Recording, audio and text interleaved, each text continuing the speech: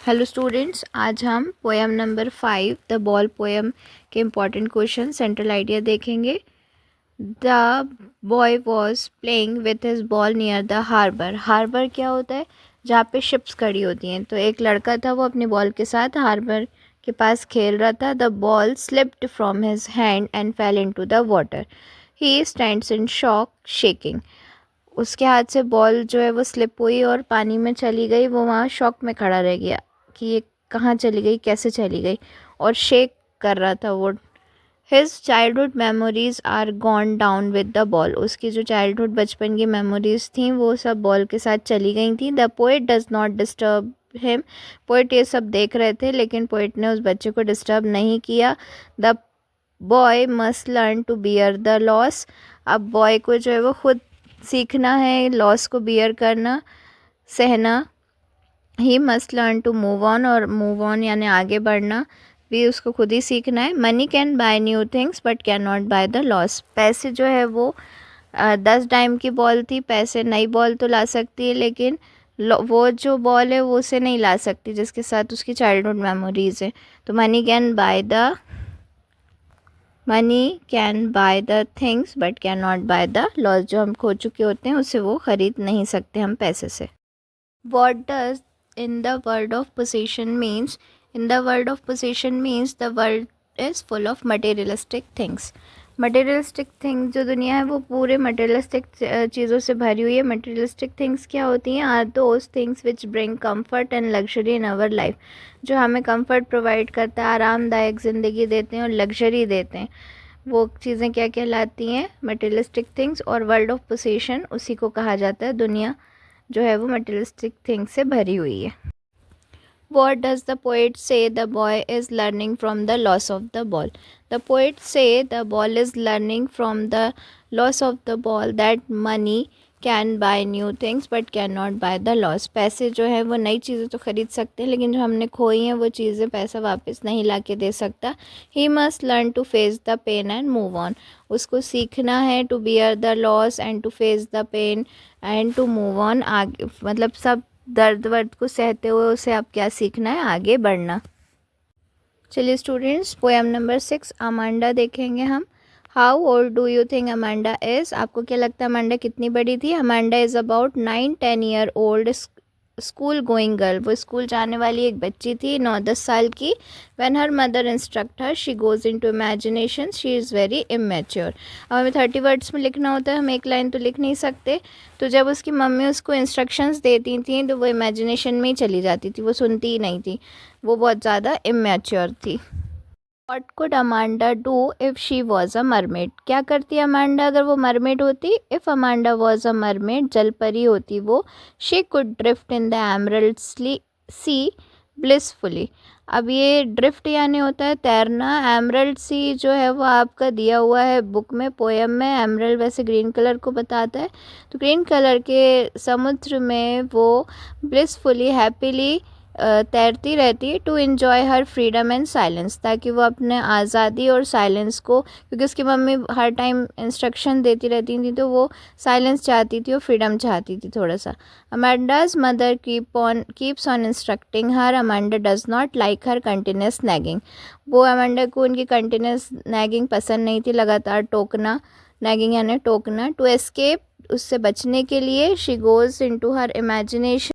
पूरे पोएम में या आपको कोई भी क्वेश्चन आए, आपको कुछ लाइंस जो हैं वो बिल्कुल याद कर लेनी है। अमांडाज मदर कीप ऑन इंस्ट्रक्टिंग हर से लेके शी गोज़ इनटू इमेजिनेशन तक। तो ये था कि अमांडा को बिल्कुल भी पसंद नहीं था कि उसकी मम्मी उसे कंटिन्यूसली रोके टोके किसी भी चीज़ के लिए। वो फ्रीडम और बस शांति, साइलेंस चाहिए था उसे। इससे वो क्या डिफरेंट डिफरेंट इमेजिनेशंस में चली जाती थी। और ये जो एमरल्ड सी में तैरना, अकेले एंजॉय फ्रीडम करना, ये भी उसकी एक इमेजिनेशन ही थी। Is Amanda an orphan? Why does she say so? तो क्या अमांडा एक अनाथ थी? Amanda is not an orphan. Amanda want to live the life of an orphan, लेकिन वो फिर भी अनाथ की ज़िंदगी जीना चाहती थी। क्यों? She can Rome freely on the street and make patterns on the soft dust with her bare feet. वो क्या चाहती थी कि वो इधर उधर बस ऐसे ही सड़कों पे दौड़ती रहे और अपने बिना चप्पल वाले पैरों से, बेयर फीट यानी बिना चप्पल पहने वाले पैरों से, सॉफ्ट डस्ट से जो अपने टोज़ हैं उससे पैटर्न बना सके। वो क्यों ऐसा करती थी? क्योंकि आप इसमें वही आंसर लिखेंगे, Amanda's mother keeps on instructing her and she does not like her continuous nagging, and to escape from this she goes into imagination. Do you know the story of Rapunzel?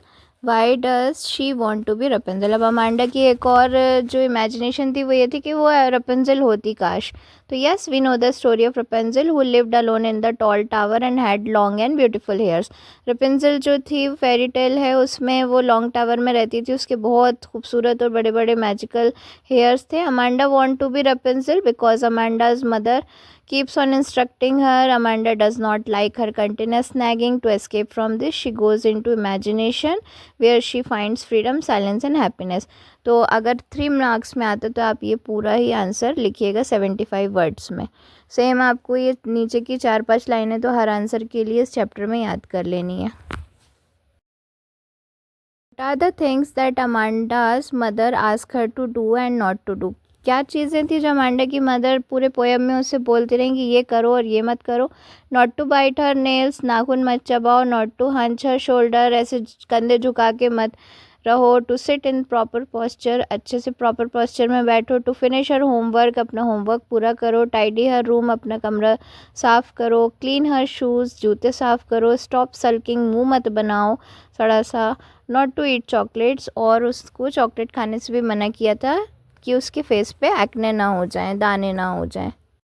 Students, poem number 7 trees देखते हैं। Central idea of the trees, the poem tells us about that trees should live freely in the forest. Trees को freely forest में रहना चाहिए, जंगल में रहना चाहिए। Not inside the house, घरों में नहीं रहना चाहिए। Trees try to go back to the forest where they can grow freely. The poem teaches us that nature wants freedom and we should not try to control or trap it. जो भी nature है वो जो होता है वो freely grow करना चाहता है, फ्रीली रहना चाहता है, फ्रीडम चाहता है। हमें उसे बंधक बना के, बंद करके नहीं रखना चाहिए। जो ट्रीज़ हैं वो वापस फॉरेस्ट में जाते हैं इस पोएम में, जहाँ पे वो अच्छे से बढ़ सकें, फ्रीली ग्रो कर सकें। तो हमें जो है वो नेचर को खुला छोड़ देना चाहिए, ना कि उन्हें बंद करके घरों में रखना चाहिए।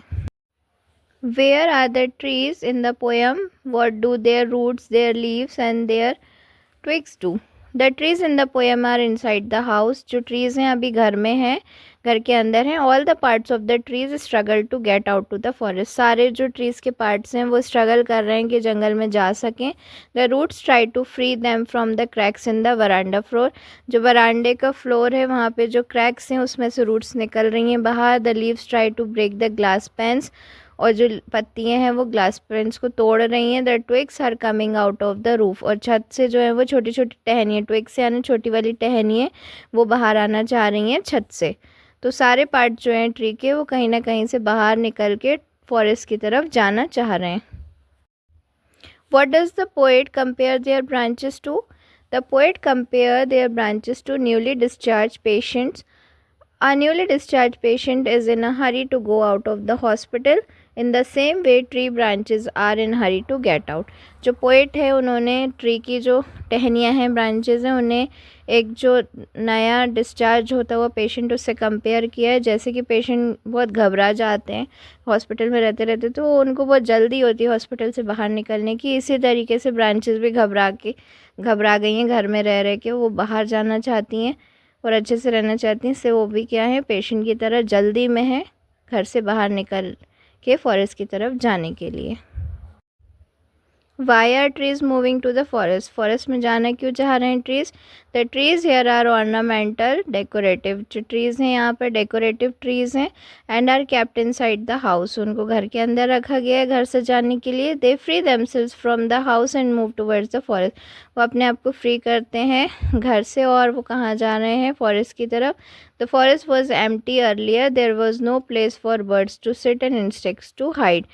पहले फॉरेस्ट जो बिल्कुल खाली था, वहाँ कोई पेड़ नहीं थे, तो बर्ड्स को बैठने की कोई जगह नहीं थी, इंसेक्ट्स को हाइड करने की वहाँ कोई जगह नहीं थी, इसलिए ट्रीज़ हैं और वो फ्रीली ग्रो भी करना चाहते हैं, they want to grow freely in the forest.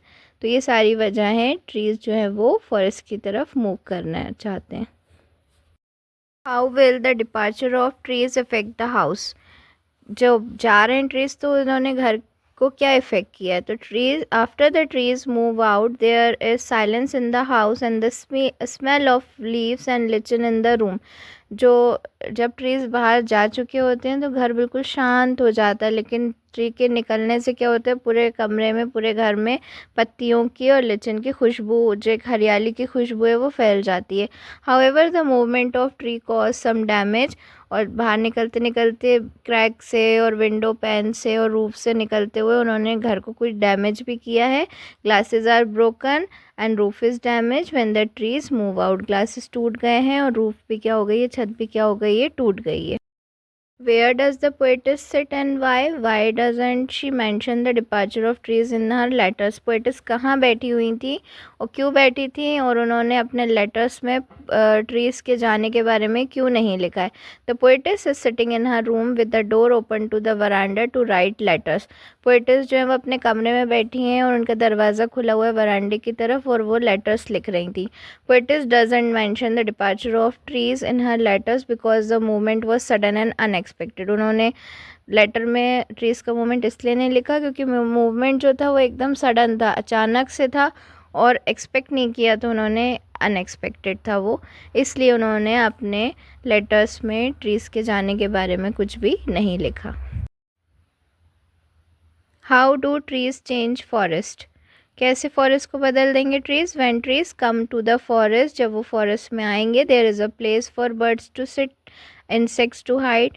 अभी तक फॉरेस्ट खाली था, अब ट्रीज़ आ रहे हैं तो चिड़ियों को बैठने की जगह मिल जाएगी, इंसेक्ट्स को छुपने की जगह मिल जाएगी। The sun had no shadow to cool its feet without the trees, the forest is full of trees. अब सन की जो किरणें हैं उसको भी अब क्या होगा, थोड़ी कूलनेस मिलेगी ट्रीज़ की शेडो में और परछाई में ट्रीज़ की, और अब फॉरेस्ट जो है वो पूरा ट्रीज़ से भर जाएगा। स्टूडेंट्स, वीडियो अच्छी लगी हो, समझ में आई हो तो लाइक करिए, कमेंट करिए, share with your friends, subscribe my channel.